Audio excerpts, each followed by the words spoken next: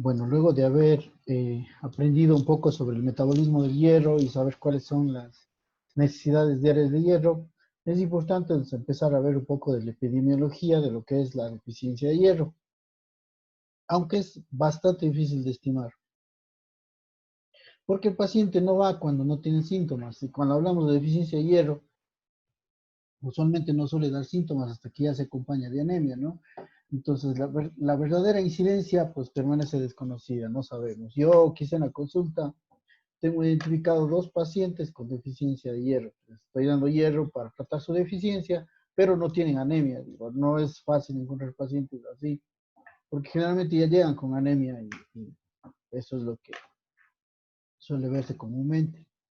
Ahora, la anemia por deficiencia de hierro se presenta más o menos, según la literatura, 40% en niños preescolares, 38% en mujeres embarazadas y 30% en mujeres en edad fértil. Si recuerdan, todos esos tienen algo en común. ¿Cuál era lo que tenían en común todos estos grupos? ¿Eran grupos de riesgo, doctor? Eran los grupos de riesgo, ¿no es cierto? Todos estos grupos tienen más riesgo de tener deficiencia de hierro porque las necesidades están fisiológicamente aumentadas. Estos pacientes pueden desarrollar deficiencia de hierro. De hecho, en la consulta, la mayor cantidad de pacientes con anemia suelen ser las mujeres, ¿no? Las mujeres por el hecho de las menstruaciones. Es bastante frecuente que lleguen mujeres con deficiencia de hierro. Ahora, vegetarianos es otro grupo que quizá podríamos considerar interesante desde el punto de vista de la deficiencia de hierro. Recordemos que si no se suplementan, ellos eventualmente van a caer en deficiencia de hierro. Otro punto importante como factor de riesgo para deficiencia de hierro son las pérdidas crónicas de sangre, es decir, pacientes que tienen pérdidas en las menstruaciones, pacientes que tienen pérdidas por sangrado gastrointestinal oculto, es decir, sangran en pequeña cantidad que ni siquiera se notan las veces y simplemente el paciente con el pasar el tiempo desarrolla anemia por deficiencia de hierro. Entonces, una de las indicaciones es justamente buscar el sitio de sangrado donde está produciéndose el problema. Ahora, en la literatura también ustedes van a leer que en países en vías de desarrollo como es el nuestro, vamos a tener problemas de falta de ingesta. Sí estoy de acuerdo, la desnutrición, sobre todo desnutrición infantil en nuestro país es un problema frecuente y nos da serios inconvenientes en cuanto a lo que es el estado nutricional, no solo de hierro, sino de otros nutrientes adicionales. No es raro que tengan anemia. Sin embargo, en las personas adultas no es tanto así. Claro, las personas de tercera edad también tienen desnutrición, pero no es la primera opción, no es la primera cosa que yo debería pensar, que si el paciente tiene déficit de hierro es porque no está alimentándose adecuadamente. Eso no es tan cierto. Sí, deberíamos pensar en los problemas que habíamos dicho antes, pérdidas crónicas de sangre, sí, trastornos menstruales, trastornos gastrointestinales, y pues lo último sería, ya descartando todo, que el paciente realmente no se alimente de forma adecuada. Digo, incluso yo podría preguntar si es vegetariano, ahí podría estar el motivo, pero porque no se alimente bien es muy poco frecuente. La verdad es que yo no recuerdo ningún paciente que haya tenido anemia por deficiencia de hierro solo por nutrición. No, eso no, generalmente no. Claro que sí he tenido vegetarianos, pero eso es otra cosa, ¿no? No podemos hablar de lo mismo cuanto a mal estado nutricional en un vegetariano. Ahora, pérdida crónica de sangre también en la literatura ustedes van a encontrar como causa los parásitos. ¿Alguien me puede decir qué parásitos son los que producen pérdida crónica de sangre? Hay un grupo. Doctor, creo que es la tenia. No, no tanto la tenia. La tenia sí puede causar malabsorción, igual la Giardia lamblia, por ejemplo, pero hay un parásito, un grupo de parásitos especialmente que nos puede dar problemas porque son hematofagos, o sea, se comen sangre. ¿Alguien sabe cómo son? Son gusanos, así mismo. No, láscaris no. Las uncinarias. ¿Se acuerdan de las uncinarias? El Ankylostoma duodenale y el Necator americano. ¿Sí? Son 2 parásitos que son interesantes su ciclo de vida porque son parásitos que viven generalmente en la tierra, ¿no? Donde están cerca de los animales, ahí viven estos parásitos y se requiere que el individuo exponga la piel para que pueda a través de la piel expuesta, ingresar el parásito y luego atraviesa hacia la sangre. Finalmente llega por los pulmones, hace un síndrome de Loxberg, igual como lo hace el Ascaris, por ejemplo, y finalmente termina llegando hacia el intestino, donde crece, desarrolla gusano adulto y es hematófago a ese nivel. Ahora, el primer gran pero que yo le pongo a esta infección de parasitosis es eso. ¿Cuántos pacientes descalzos puede haber andando por ahí expuestos a estos bichos? Es muy poco, la verdad. Claro que no digo que no exista, de ley debe haber, pero es poco frecuente. O sea, si vamos en orden de frecuencia, posiblemente esto lo vea muy poco, ¿sí? Esto se vea muy poco en relación a estos parásitos nucinarias que puedan causar este problema de pérdida crónica de sangre. Entonces, siempre vamos a estar pensando que el paciente debe tener otro motivo y que buscarle ese motivo de una vez descartado, pues nos vamos por lo más raro, ¿no? Ok. Bueno, en esta tabla, en este cuadrito que ven ustedes abajo, vemos los grupos de riesgo. Fíjense, son los que ya conocemos: el embarazo, los niños menores de 5 años, mujeres en edad reproductiva, los adolescentes y los ancianos son generalmente los grupos que van a tener problemas para el desarrollo de deficiencia de hierro. Es muy importante todo esto, ¿no? Ahora, las causas. En esta tabla que ustedes están viendo acá, que es una revisión del New England Journal of Medicine, que está bastante buena, ustedes pueden leer la clasificación en causas fisiológicas, medioambientales y patológicas, ¿sí? De causas fisiológicas hemos hablado ya un poco, son los mismos que hemos hablado: la infancia, el crecimiento rápido, la adolescencia, el sangrado menstrual, el embarazo, que sí, pues todos podrían encasillarse dentro de fisiológicas, al fin de cuentas lo son, ¿sí? Pero pues aquí hay una muy interesante que me gusta siempre resaltar: la donación sanguínea.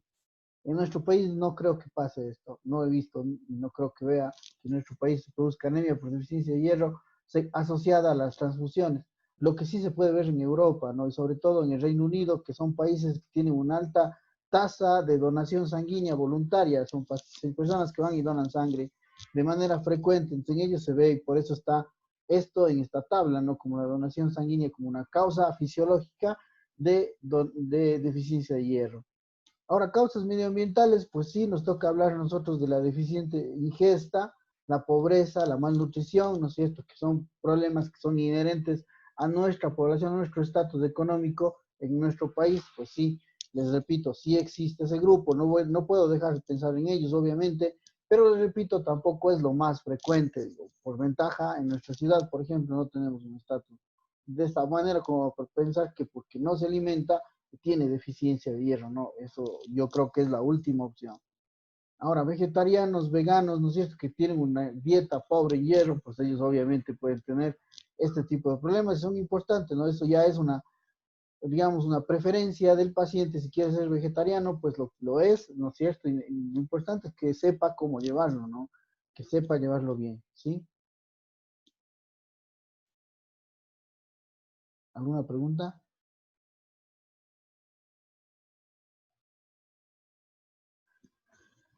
Finalmente llegamos a las causas patológicas, que aquí podemos hablar de una sola palabra, pero antes de hablar de esa palabra vamos a ver cómo está dividido. Fíjense: disminución de la absorción.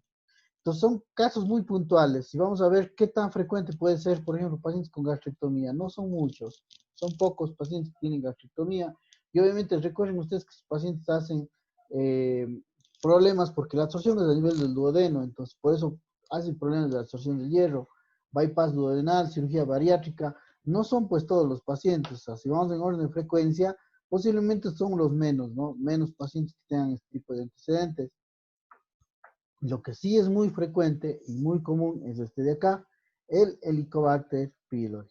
Helicobacter pylori definitivamente es una de las causas más comunes de infección asintomática, y que puede darnos finalmente deficiencia de hierro por varios mecanismos. Uno de ellos es la clorhidria, sí, que habíamos discutido antes, que produciría básicamente una alteración en la absorción.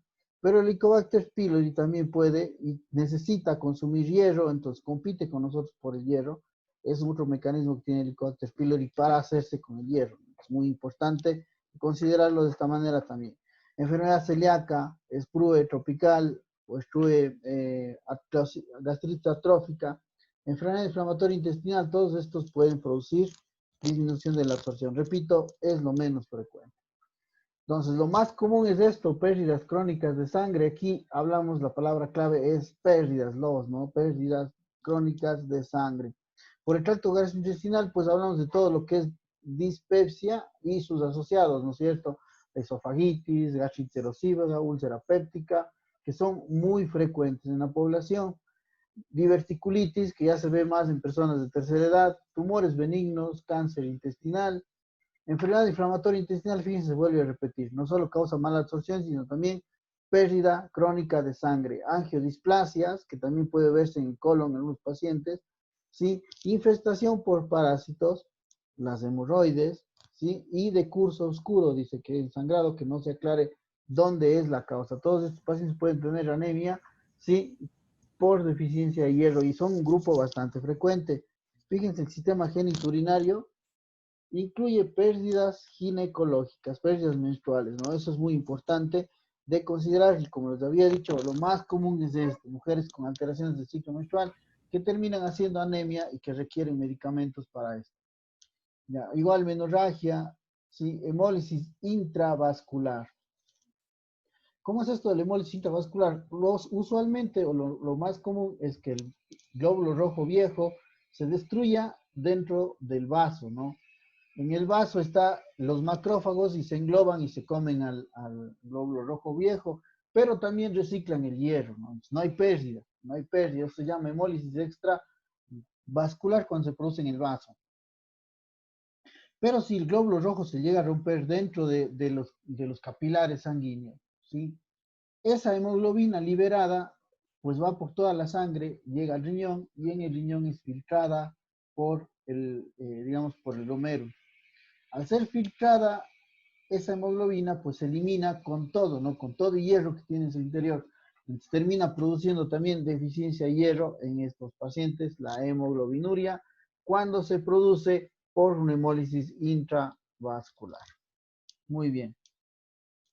Ahora, enfermedades con sangrado sistémico, obviamente también va a producir este problema, como las hemorragias telangiectásica, la esquistosomiasis, síndrome de Munchausen, que es muy raro en nuestro medio, ¿no? No tenemos nosotros pacientes así que se autolesionen como para conseguir ayuda hospitalaria, que sí lo hay en otros países, ¿no? Si quieren sentirse enfermos. Se inducen hemorragia para tener anemia. Es muy interesante que puede pasar esto también. Muy bien. Ahora, esto sí es común también relacionado a drogas. ¿Qué significa esto relacionado a drogas? Los glucocorticoides, salicilatos o los AINES. Ya, recordemos, uno de los principales AINES es la aspirina y estos tienen un mecanismo similar. ¿Cómo es posible que la aspirina produzca anemia por deficiencia de hierro? Ya le hemos hablado. ¿Por qué motivo? ¿Quién me dice?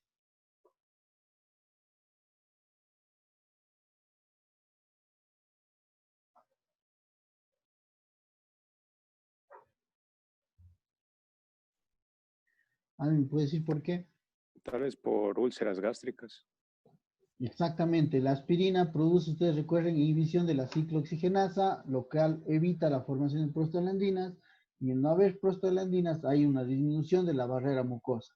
Entonces, el ácido del estómago empieza a comerse el mismo estómago, ¿no? Y empieza con los sangrados que pueden llevar a tener anemia en los pacientes. Lo mismo hacen los esteroides, lo mismo hacen los salicilatos en el caso de la mucosa gástrica. Y fíjense, aquí tengo otro medicamento que son inhibidores de bomba de protones. ¿Por qué? ¿Por qué produce anemia el omeprazol, que es un inhibidor de bomba de protones? ¿Quién me explica?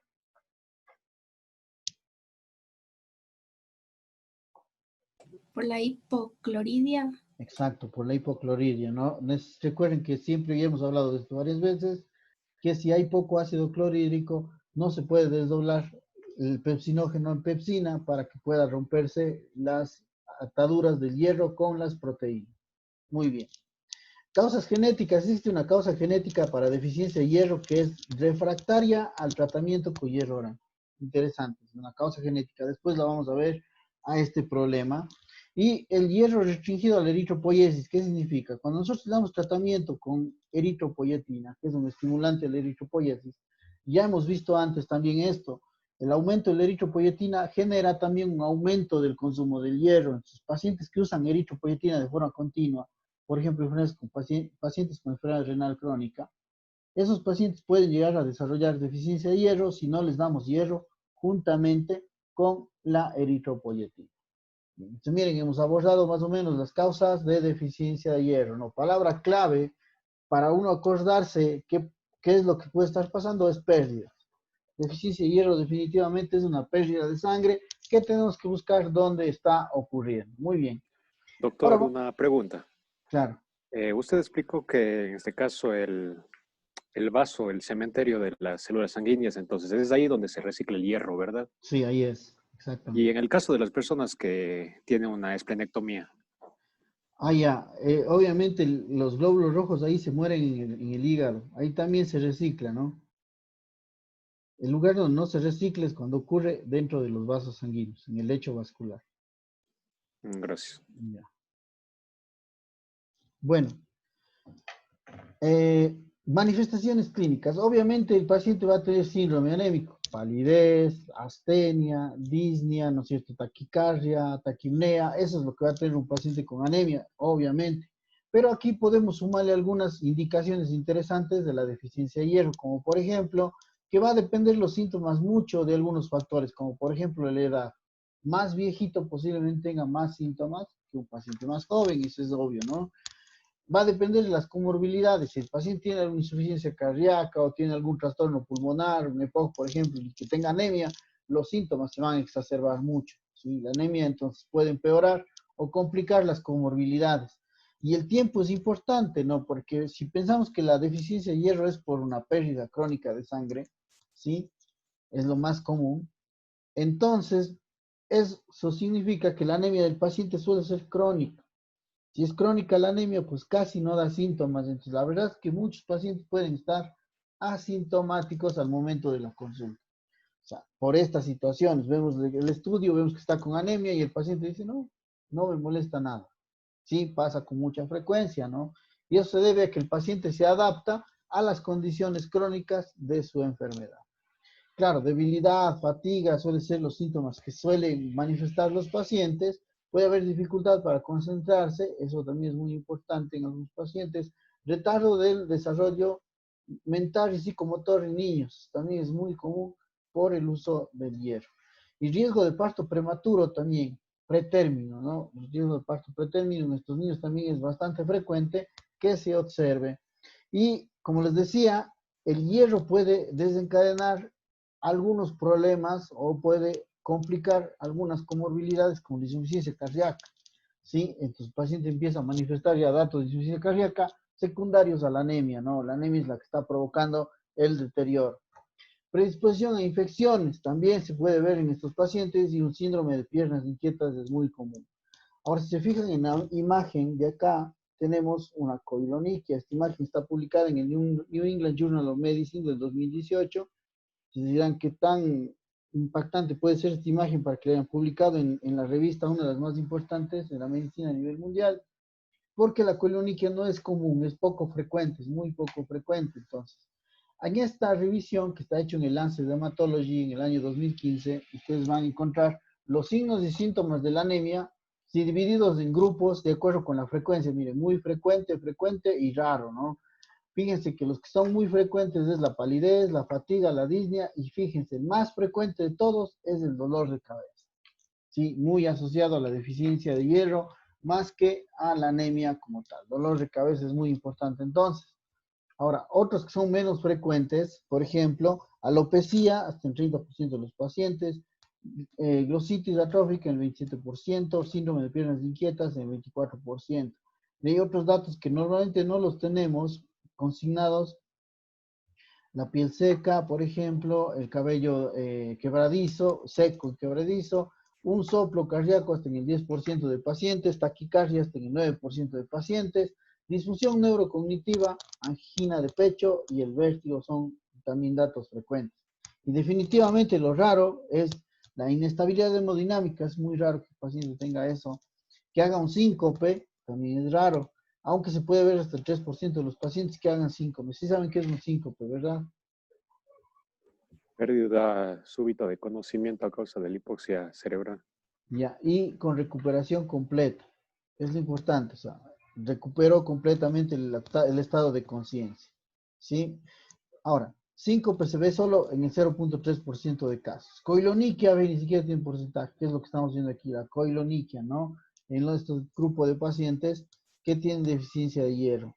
Y el síndrome de Plummer-Vinson, que son membranas esofágicas, que se puede ver hasta menos de 0.1% de casos. Pues miren qué importante que es esa tablita porque nos indica cuáles son la frecuencia de los diferentes signos y síntomas de los pacientes.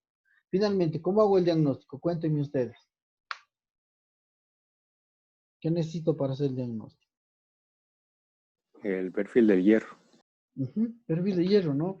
Bueno, la historia clínica es muy importante porque me va a dar datos de qué es lo que está pasando, si la señora está menstruando mucho, si el señor dice tengo dolor abdominal urente, pienso en el Helicobacter pylori, en una gastritis, en una úlcera. Este tipo de situaciones son muy importantes. La historia clínica puede aportar muchos datos para saber cuál es la probable causa de la enfermedad.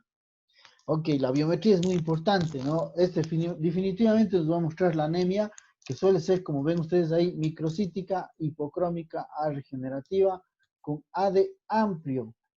¿Sí? Usualmente trombocitosis. ¿Por qué AD amplio?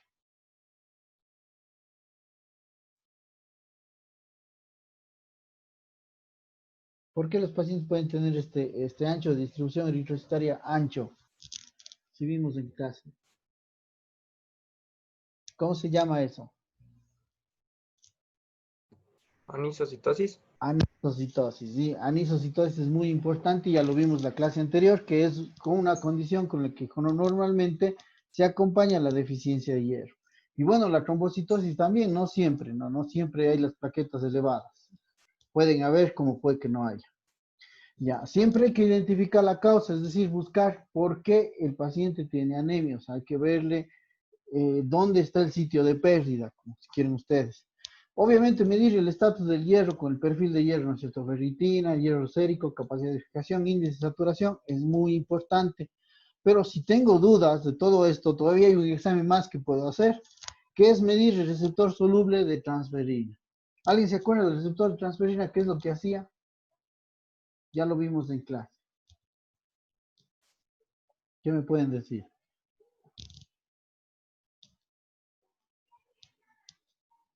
Transportar el hierro. Ya, ¿cómo? ¿Cómo lo hacía? El receptor de la transferina. ¿A dónde llevaba el hierro? Al Al hepatocito. interior de la célula. Al interior de la célula. Correcto. Miren, aquí tenemos nosotros una imagen en donde podemos ver que está el receptor de transferina. Se une a la transferina que está circulante con el hierro y se forma una vesícula que es la que le va a internalizar. Se interna dentro de la célula. Finalmente, ya en el interior de esta vacuola se libera el hierro se queda almacenado en forma de ferritina, ¿sí? Mientras que se libera la transferrina para que siga yendo a buscar más hierro y el receptor se queda en la superficie de la célula, vacío, ¿ok? Ahora, les pregunto algo, si yo tengo un paciente que tenga niveles de ferritina muy disminuidos, ¿cómo estará el receptor de transferrina en la membrana? ¿Normal, aumentado o disminuido? Aumentada. Exacto, ¿no? ¿Por qué? Porque la célula tiene avidez por el hierro, entonces le coloca más cantidad de receptores para tratar de captar todo el hierro que sea posible. Entonces, ¿cómo me ayuda al diagnóstico del receptor soluble? Si es que vemos que el receptor soluble está aumentado, a eso nosotros le decimos anemia por deficiencia de hierro. ¿Sí? ¿Quedó claro? ¿Preguntas de esto? Todo claro, ¿verdad? Muy bien. Bueno, me salto un ratito esta imagen. Esta imagen la vamos a ver nuevamente cuando acabamos de enfermedad crónica. Y finalmente llegamos al tratamiento con el hierro. Muy bien. ¿Cómo tratamos la deficiencia de hierro? Dependiendo de la causa, el suplemento, si es nutricional. Ya, exactamente lo que usted dice está muy bien dicho. Primero depende de la causa. Si es que el paciente está perdiendo por una úlcera, hay que tratar la úlcera y obviamente le vamos a reponer el hierro perdido, ¿no es cierto? Bueno, El tratamiento es hierro oral, que podemos nosotros encontrar en forma de gluconato, de fumarato o de sulfato ferroso, siendo este último el que ya se consigue con más facilidad en nuestro mercado. Ese sí lo encuentran en todas partes y es muy barato, el sulfato ferroso. No suele haber problemas con ese medicamento, ¿ya? Si yo al paciente además le doy vitamina C, mejora mucho la absorción. Vitamina C en forma de jugo de naranja, mandarina, toronja, cualquier fruta ácida va a hacer que se absorba más rápido el hierro, ¿sí? Y es muy importante decirle al paciente que se tome el hierro en ayuno, administrar sin alimentos, eso es muy importante. Esto mejora la capacidad de absorción. El paciente va a absorber con mucha mayor facilidad el hierro en forma general.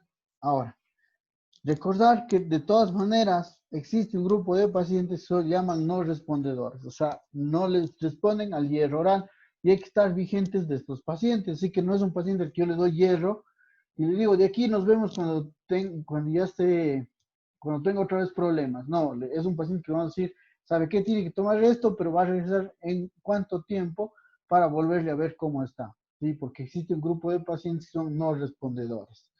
Ahora, ¿cuál es la dosis? Depende para lo que quiero utilizar el hierro. Puede ser dosis profiláctica, cuando yo quiero que el paciente no desarrolle anemia, ¿sí? Y puede ser ya el tratamiento de la deficiencia de hierro como tal.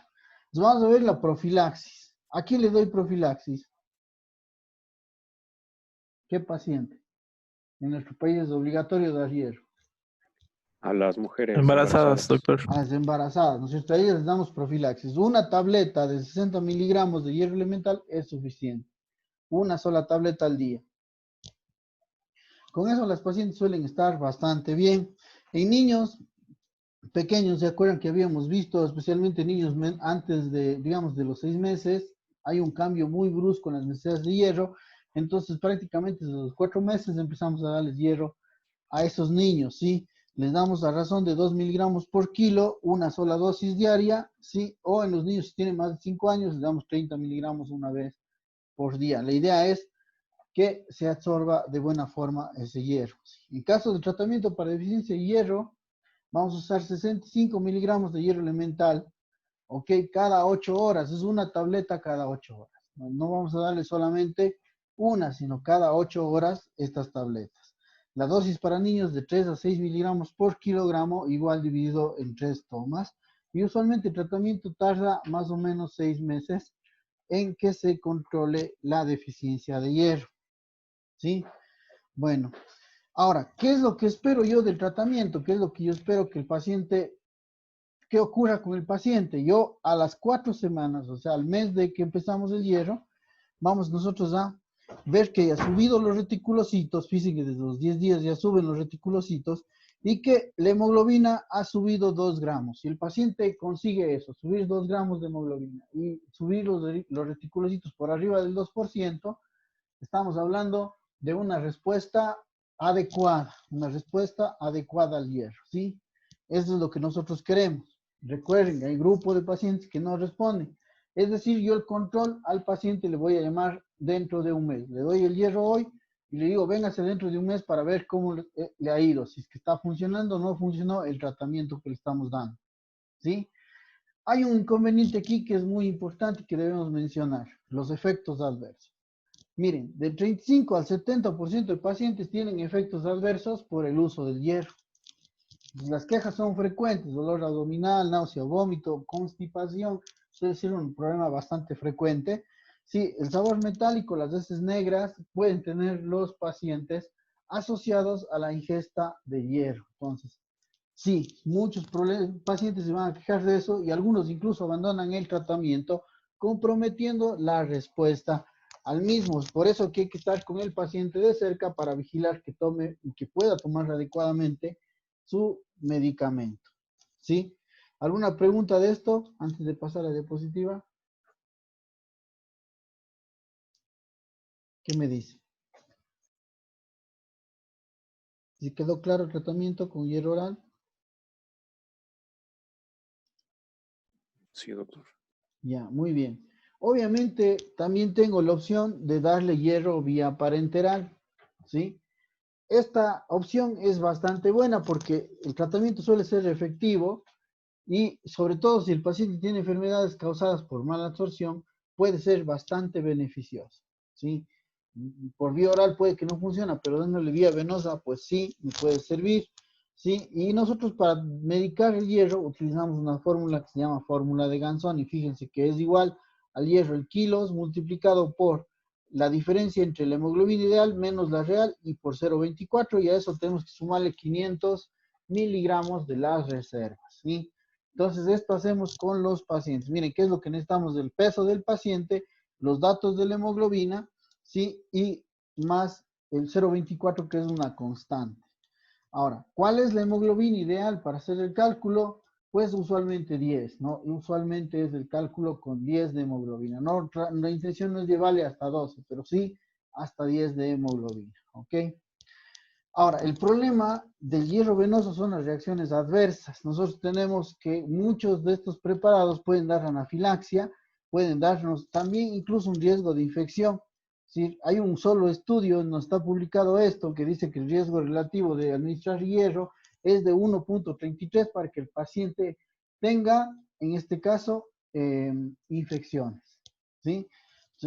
Por este estudio se considera a veces prudente que los pacientes que están hospitalizados, primero se les trate la causa y una vez estén libres de infección, podrían iniciar tratamiento. Incluso hay médicos que dicen hierro no mientras esté hospitalizado, y le damos el hierro ya cuando esté con el alta. Bueno, es variable, depende mucho de la condición clínica del paciente también, como para pensar o no si dar o no hierro. Ahora, nosotros en nuestro país contamos con dos preparados que son, digamos, de fáciles de conseguir. Uno de estos es el hierro sucrosa, ¿sí? Que vienen ampollitas de 100 miligramos, del famoso Venofer. Este medicamento lo podemos administrar vía venosa hasta 500 miligramos por semana. Es decir, si el paciente, por ejemplo, necesita 1500 miligramos, me toca darle en 3 semanas seguidas el hierro para que le sirva de algo. Recuerden, estos medicamentos, todos estos van a tener efectos adversos, así que el paciente tiene que estar hospitalizado, bueno, en observación, una sala de observación monitorizado para poder administrarlos. No es un medicamento que se utilice en cualquier lugar. Ahora, también encontramos nosotros el hierro carboximaltosa. Digo, este hierro es muy bueno porque produce mucho menos alergia.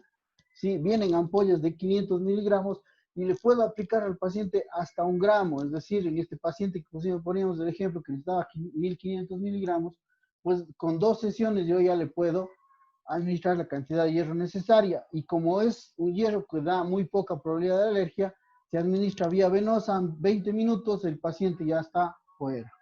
¿Sí? Entonces no necesito tanto cuidado como el hierro sucrosa. Eso es una ventaja. Obviamente los precios también son bastante diferentes entre un preparado y otro. Entonces eso es lo que hay que tener en cuenta.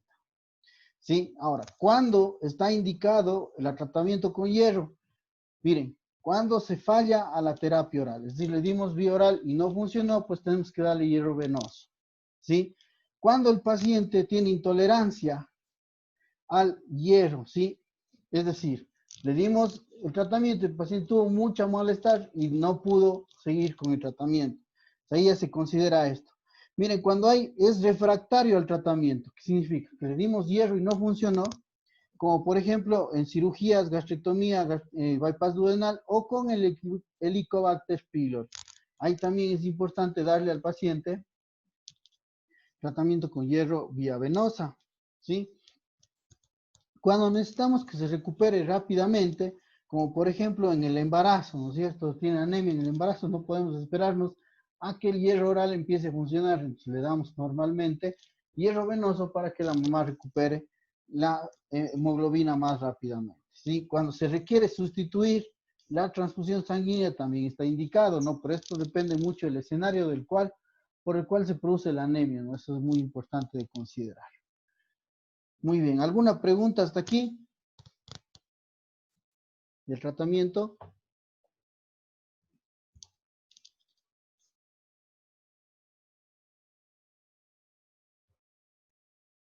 Sí quedó claro todo.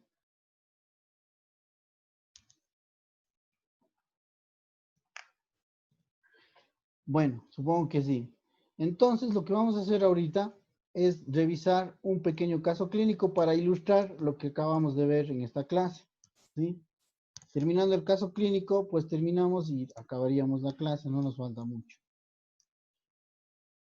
Ya, se trata de un paciente de 27 años de edad, sexo masculino, casado, de ocupación empleado público, instrucción superior, ingeniero comercial, procedente y residente aquí en la ciudad de Cuenca, con la fecha de consulta 21 de noviembre del 2018. Es decir, ya tiene algún tiempo atrás, pero es un caso bastante interesante, vamos a ver. Como antecedentes, el paciente no tenía ningún antecedente de importancia. El motivo de consulta fue dolor abdominal, astenia y malestar general. Ese es el motivo por el cual vino. Refiere que más o menos 7 meses aproximadamente empezó con dolor urente en epigastrio de leve a moderada intensidad con un EVA de 4/10, acompañado de sensación de pesadez en epigastrio y llenura, que no cede con la ingesta de alimentos, por lo cual toma omeprazol, prácticamente se automedicó omeprazol, con lo que los síntomas mejoraron y entonces el paciente se quedó más tranquilo. Pero desde hace 3 meses el paciente presenta cefalea, astenia, caída del cabello, tiene zonas que se puede notar esta pérdida de cabello, acude a médico quien realiza estudios de laboratorio y encuentra anemia, iniciando tratamiento con hierro desde hace aproximadamente 2 meses, pero sin obtener mejoría. Es referido para evaluación. En cuanto a la revisión del estado actual de aparatos y sistemas, pues no refiere ninguno de importancia. Fíjense, la tensión arterial era de 170, pulso de 102, respiraciones de 26, temperatura de 37.3, saturación del 90%. Las mucosas estaban pálidas, la lengua depapilada, la piel es pálida, la cabeza con zonas de alopecia, cabello desprendible a la tracción.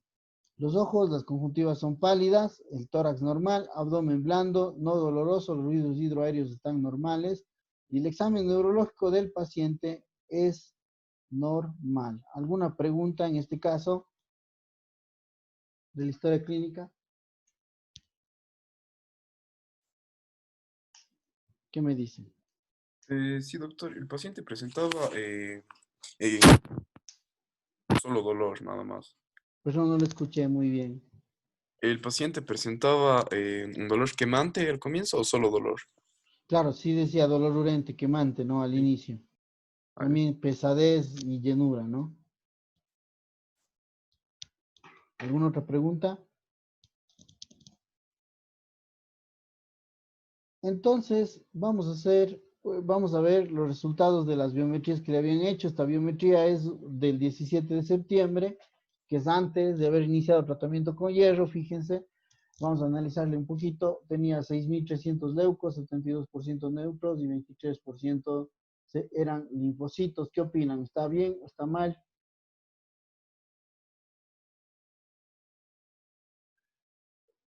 ¿Qué dicen?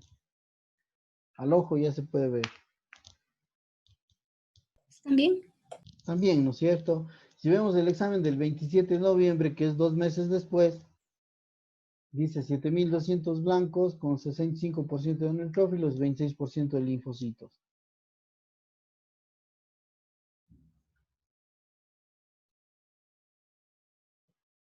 ¿Qué opinan? ¿Normal o no?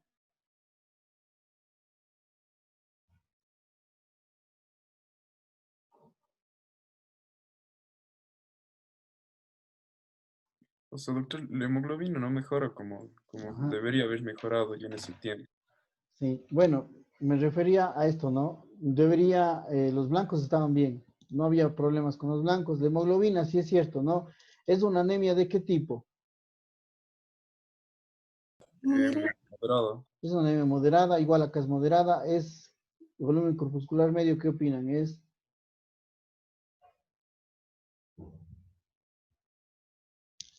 Está menor. Es una anemia moderada, microcítica, ¿no es cierto? Con plaquetas, ¿qué les parece? 455.000 y acá 475.000. Aumentada. Ya, y una trombocitosis, ¿no? Ok, la BCG y la PCR pues no están tanto, claro, la BCG está alta aquí, pero pues podría ser por la misma anemia a fin de cuentas. Ok, entonces en la biometría lo que vemos es una anemia microcítica que es recurrente, porque ya son 2 controles, la vemos de la misma manera. Entonces, hagamos un pequeño análisis de este caso. ¿Cuáles serían los problemas que tiene este paciente? ¿Qué me cuenta?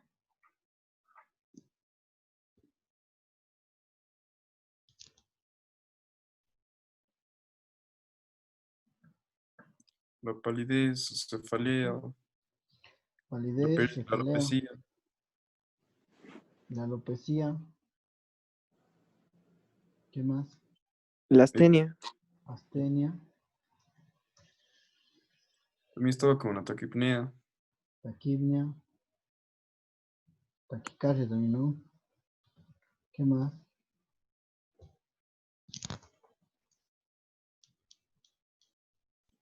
Saco una leve febrícula.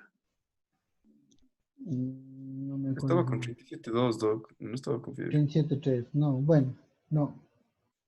¿Qué más? Dolor en epigastrio. Es un dolor en epigastrio, ¿no? ¿Qué más? La pesadez y todo lo demás que tenía ahí.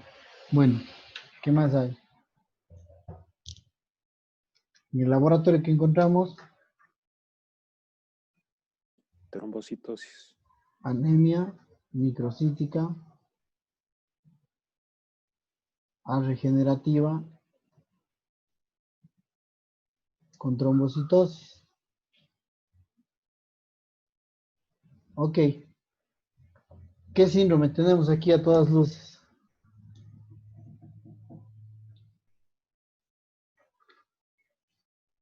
Anemia. Anemia, ¿no es cierto? Anemia, está fácil, ¿no es cierto? Y de todas las anemias, ¿qué tipo de anemia es la que tiene este paciente? Era moderada. Sí, pero ¿cuál sería la causa? La causa probable. Deficiencia de hierro. Deficiencia de hierro, ¿no?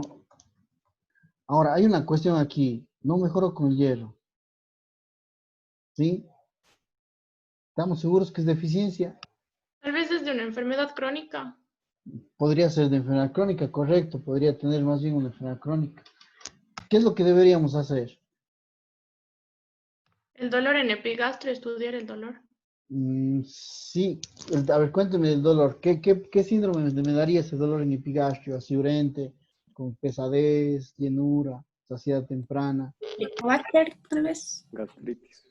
Gastritis, pero antes de gastritis yo pondría una dispepsia,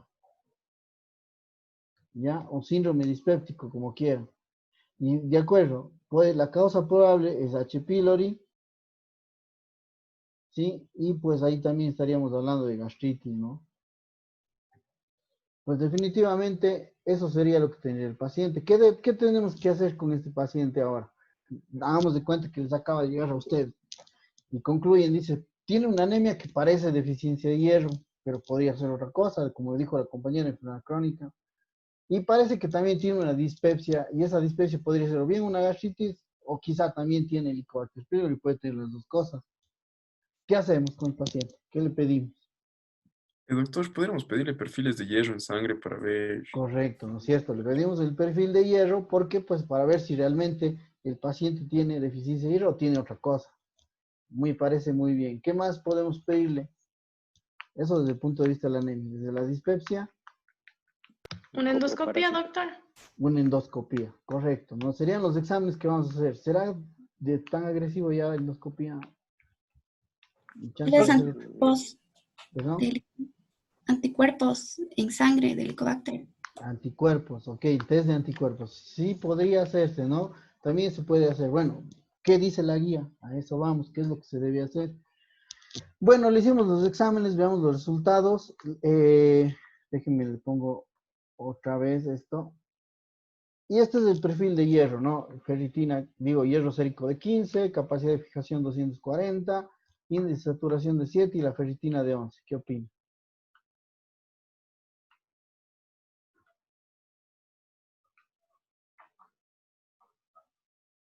Pero todo está bajo, doctor.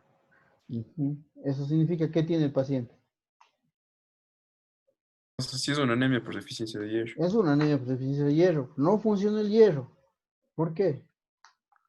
Tal vez puede ser el grupo que presentaba la resistencia. Ya, pero ¿y la resistencia por qué? Tal Bueno, vez puede haber una alteración en los receptores de ferritina.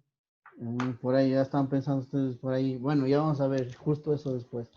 Le hicimos una endoscopía también, pues ahora necesario hacer endoscopía en ese paciente. Sí, no le hicimos test de anticuerpos, hicimos endoscopía, que sí mencionamos también, está bien. Ya vamos a ver qué es lo que dicen las guías.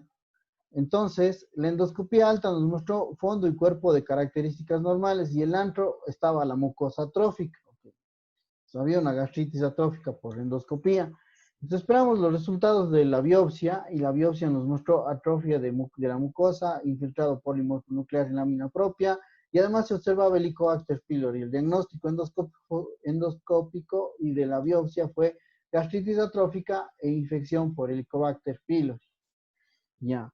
¿Tiene esto relación con el problema del paciente? Sí, doctor. Sí, ¿no es cierto? Ok. ¿Qué dicen las guías? ¿Qué dice el algoritmo? Vamos a ver este algoritmo. Me quiero centrar en este, ¿sí? Por razones de tiempo. Bueno, pues tenemos tiempo. Pero quiero centrarme en este. Fíjese aquí dice diagnóstico de anemia por deficiencia de hierro. Iron Deficiency Anemia. ¿Ok? En pacientes con deficiencia de hierro, ¿sí? Lo que se tiene que hacer es reemplazar el hierro. Eso dice esta guía. Esta guía es del Colegio Americano de Gastroenterología. Hicieron una revisión en el año 2017 sobre el manejo de la deficiencia de hierro. Está muy interesante. ¿Qué dicen ellos? Que a todo paciente que tenga deficiencia de hierro hay que dividirle en 3 grupos. Vamos con el primer grupo, vamos a este grupo de acá. Si es una mujer con sangrado uterino, a esa paciente la mandamos a observación con el ginecólogo.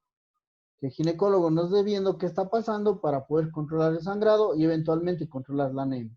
Si no controlamos el sangrado es como querer llenar un vaso de agua con un agujero en el fondo.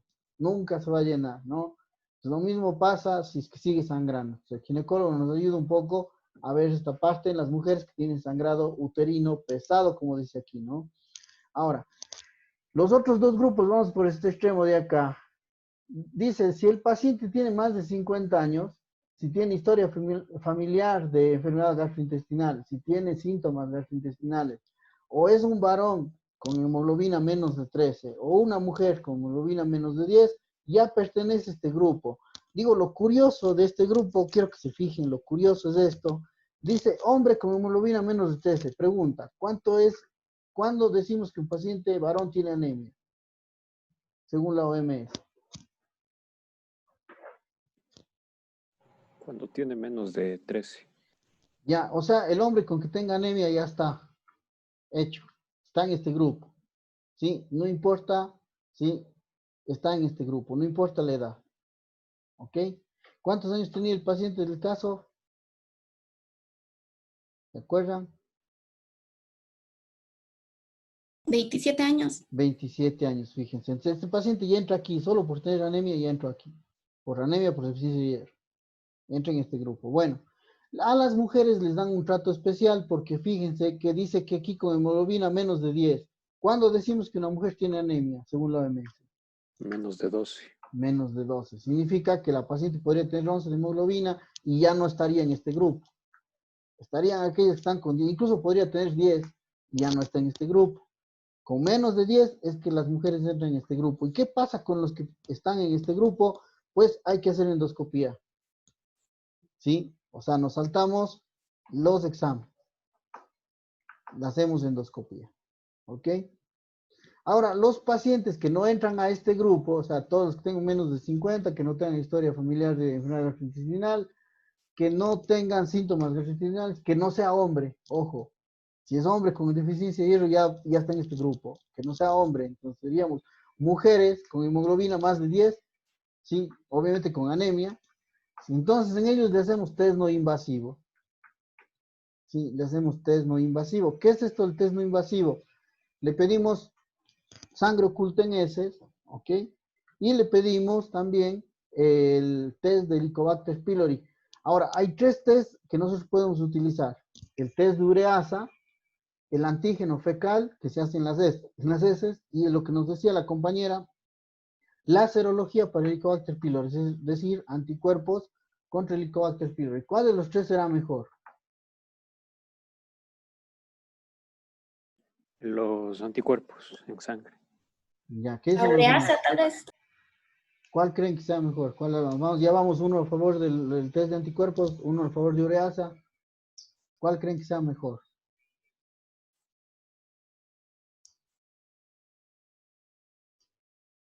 Pues en realidad los equivalentes son el test de ureasa, que es bastante bueno, o el antígeno fecal. Están ampliamente recomendados para screening de pacientes, para valorar también el resultado del tratamiento. Sin embargo, los que no están recomendados justamente es el test de anticuerpos, porque el test de anticuerpos puede tener falsos positivos y además puede seguir siendo positivo hasta meses después de que pasó la infección. Entonces, no están recomendados en estos casos, ¿sí? No le hacemos test de antígeno anticuerpo a los pacientes para buscar el Helicobacter pylori. Le hacemos o antígeno fecal, que está en nuestro medio, es muy fácil, casi todos los laboratorios hacen antígeno fecal, o el test de ureasa. Este más bien no lo hacen porque se necesita algo más complejo. Entonces, lo que vamos a conseguir seguramente es el antígeno fecal para el Helicobacter pylori. Ojo, por favor, antígeno fecal es lo que tenemos que hacer, no el test de antígeno anticuerpo, no el serológico. Ese no nos sirve. Si la prueba es positiva, todos estos pacientes van a endoscopía. Si la prueba es negativa, entonces ahí sí me aguanto las 4 semanas con hierro, ¿sí? En este grupo. Si el paciente, después de las 4 semanas, logra una respuesta apropiada, le seguimos el tratamiento hasta por 6 meses más. Pregunta, ¿cuál es la respuesta apropiada? Que en 12, creo que eran 2 semanas o algo, un poco más, que tiene que subir 2 gramos de la hemoglobina. Ya, y los reticulocitos más del 2%. 4 semanas, un mes después de que iniciamos el tratamiento, ¿sí? Ahora, se puede aceptar, verán, no respondedor, se considera no respondedor cuando no ha subido ni 1 gramo, ¿sí? Ni los reticulocitos han mejorado. O sea, no alcanza a subir ni siquiera 1. Porque esto es 4 a 8 semanas. Es decir, si el paciente ya subió 1.2, por ejemplo, lo de hemoglobina, hay que darle chance, puede que al siguiente mes ya suba lo que necesitamos. ¿Sí me entienden? ¿Sí? Entonces, el no respondedor, el completamente inapropiado, es el que no eleva ni siquiera 1 gramo de hemoglobina, ¿sí? Y los reticulocitos se mantienen todavía por debajo del 2%. En esos pacientes, ¿qué hacemos? Los que son de respuesta inapropiada, le damos hierro intravenoso y le mandamos a hacer endoscopía. Pregunta, en el caso clínico que acabamos de ver, ¿en qué punto está el paciente del algoritmo? ¿Qué tenemos que haber hecho?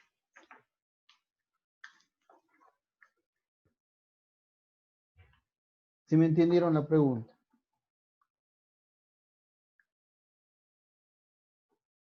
Les repito. La endoscopía. Endoscopía. Ya.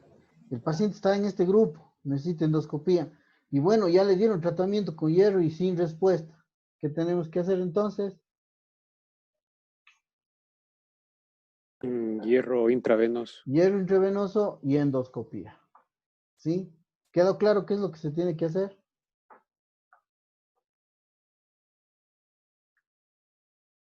Doctor, igual el hierro intravenoso por un mes, ¿no? Hasta ver qué pasa. Ah, claro, le damos hierro intravenoso y se controla en 4 semanas después. Generalmente va bien, va súper bien, ¿no? Eso no hay mayor problema. El inconveniente es pues que necesitamos hacer la endoscopía y eso es muy importante para que no vuelva a tener anemia después. ¿Sí? En este caso, nuestro paciente ya necesita tratamiento de Helicobacter pylori también asociado a la terapia con hierro. ¿Sí está claro? Doctor, ¿podría repetir un poco eso del test no invasivo? Ya, el test no invasivo son básicamente el antígeno fecal. Si vamos a nuestro medio, es el antígeno fecal, porque aquí el test de ureasa casi no se hace y el test de anticuerpos no está recomendado.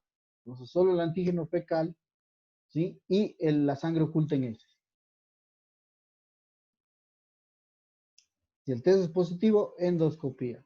Si es negativo, pues le seguimos con tratamiento. No sé si queda claro.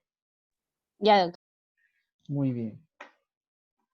Ahora, ¿cuándo utilizar transfusiones en estos pacientes? ¿Cuándo vamos a hacer transfusión del paciente? ¿No? Generalmente se restringe, en anemia crónica los pacientes pueden aguantar, ¿sí? Y damos inicialmente en pacientes con anemia severa. Con sangrado activo, todavía mucho más es la indicación. ¿Cuánto sería el target de hemoglobina? ¿Cuánto sería la diana de hemoglobina si hablo de anemia severa? Menos de 7. Exactamente. Entonces, la transfusión se da en pacientes con hemoglobina menos de 7. ¿Sí? Ahora, hay que valorar, ¿no? Si es que el paciente está taquicárdico, taquimneico y así tenga 9 de hemoglobina, si está con muy mal estado general y no hay otra explicación más que la pura anemia, ahí sí se debe transfundir. ¿Sí? Repito, si el paciente está muy sintomático y no hay otra causa para esos síntomas que no sea la anemia, ahí le transfundimos. Se llama terapia de demanda, ¿no? Conservadora, siempre transfundimos con menos de 7, pero si no es que el paciente no la está pasando bien, que se siente muy mal y que no tenga otro motivo para que se sienta mal, pues le transfundimos, ¿sí? Entonces sí se puede utilizar. Cuando el paciente tiene una enfermedad, una cardiopatía, insuficiencia cardíaca, infarto de miocardio o EPOC, cuando tiene una comorbilidad, aquí quizás debe decir eso, comorbilidad, la diana de hemoglobina es de menos de 8, es decir, ese le transfundimos con, incluso un poco antes, ¿sí? Con hemoglobina menos de 8. No sé si queda claro esto de las transfusiones. Sí, doc. Ya. Ahora, anemia refractaria al hierro. Ya hemos hablado un poquito de esto, ya no es tan raro el término para ustedes. Sí, aquí creo que está un poquito en desorden la diapositiva. Me pido disculpas de antemano, algo pasó con la animación. Bueno, existen varios motivos para que la anemia sea refractaria al tratamiento con hierro. Uno de esos motivos es un trastorno genético, un trastorno autosómico recesivo, sí, que se presenta en menos del 1% de todos los casos de anemia por deficiencia de hierro. O sea, es poquísimos pacientes que tienen este problema, que es un problema hereditario. ¿Sí? Se considera refractario al hierro cuando la respuesta hematológica es menos de 1 gramo de hemoglobina después de 4 semanas de tratamiento con hierro vía oral. ¿Sí? No sube ni 1 gramo, ¿sí ven? Ese paciente se considera respuesta inapropiada o es refractario al hierro. Ahora, ¿por qué se produce este trastorno autosómico recesivo? Porque existe una alteración en una proteína que es una proteína inhibitoria transmembrana que se llama serina 6, que hace que exista una alta producción de hepcidina. Recordarán que la hepcidina bloquea la ferroportina y no se absorbe el hierro. En este caso aquí, la ferritina no se acumula porque se consume, pero la que se necesita absorber no se absorbe, ¿no? Esto produce deficiencia de hierro refractaria al hierro. No puede absorber hierro, definitivamente, por la que está cerrada la ferroportina. Ya. Otros trastornos gastrointestinales que también producen refractariedad al hierro es el Helicobacter pylori. Aquí ya algo hablamos de eso, ¿no? El Helicobacter pylori primero lesiona la mucosa, produciendo acloridria o hipocloridria, que ya no nos deja utilizar la pepsina para que el paciente, ¿sí?, pueda absorber, pueda desligar el hierro de las proteínas. Entonces es el primer gran pero. Y el segundo pero es que el mismo Helicobacter pylori necesita el hierro para poder crecer y reproducirse. Se compite con nosotros por el hierro. Entonces esa es la causa de anemia por deficiencia de hierro refractaria al hierro. ¿Sí está claro?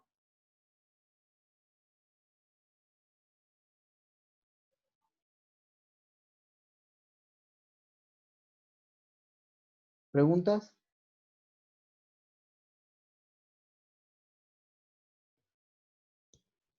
Entonces, en la siguiente clase vamos a continuar con anemia de enfermedad crónica.